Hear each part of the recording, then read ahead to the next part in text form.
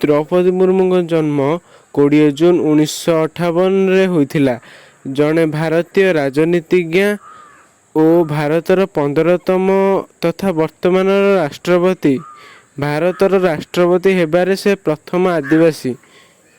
से भारतीय जनता पार्टी दलीय प्रार्थी भाव मयूरभंज जिलार रायगांगपुर दुई थर 2000 एवं 2004 ओडिशार विधानसभा को निर्वाचित होइथिले।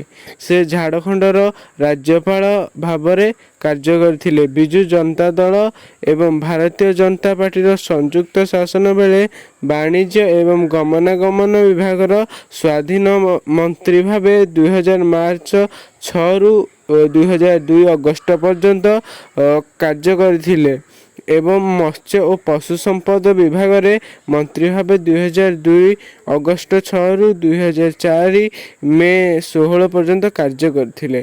तांको प्रारंभिक जीवन और शिक्षा हेउछि द्रौपदी मुर्मू 1958 मसीहा जून 20 तारिख रे ओडिशार मयूरभंज जिला स्थित बाईदपोसी ठारे एक सांताली परिवार रे जन्मग्रहण करथिले। तांको मूलर नाम थिला पुत्ती टुडू। तांको स्कूल रे द्रौपदी मुर्मू का नाम दिया जायथिला। तांको नाम अनेक थर परिवर्तन करा जायथिला एवं अतीत रे तांको द्रुपदी द्रौपदी आदि नाम रे मध्य नामित करा जायथिला। तांको पितांग भली नाम थिला बिरंची नारायण टुडू। तांको पितांग नाम थिला बिरंची नारायण टुडू और तांको बापा और जेजेबापा उभय पंचायत राज शासन व्यवस्था रे गाँ मुखिया थिले। से उबरबड़ो प्राथमिक विद्यालय रु सप्तम श्रेणी पर्यंत पाठ पढ़ी।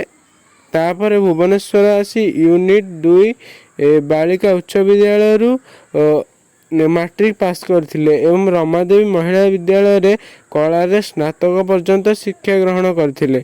द्रौपदी मुर्मू श्यामचरण मुर्मू को विवाह करथिले।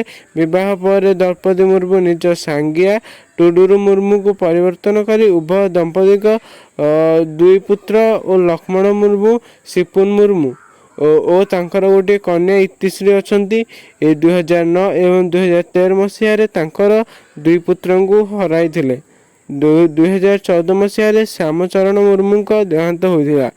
वृत्ति रे से ओडिशा सरकार अधीन रे जलसेचन और विद्युत विभाग रे कनिष्ठ सहायिका भावे कार्य करथिले। एहा परे से रायगांगपुर रे थिबा श्री अरविंद इंटीग्रल एजुकेशन रे शिक्षकता करथिले।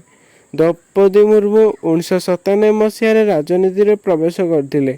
1997 रे वार्ड मेंबर सभ्य भावे निर्वाचित हेबा परे रायगांगपुर रे पौराध्यक्ष पद संभाली थिले। भारतीय जनता पार्टी दलीय प्रार्थी भावे मयूरभंज जिलार रायगांगपुर एवं 2000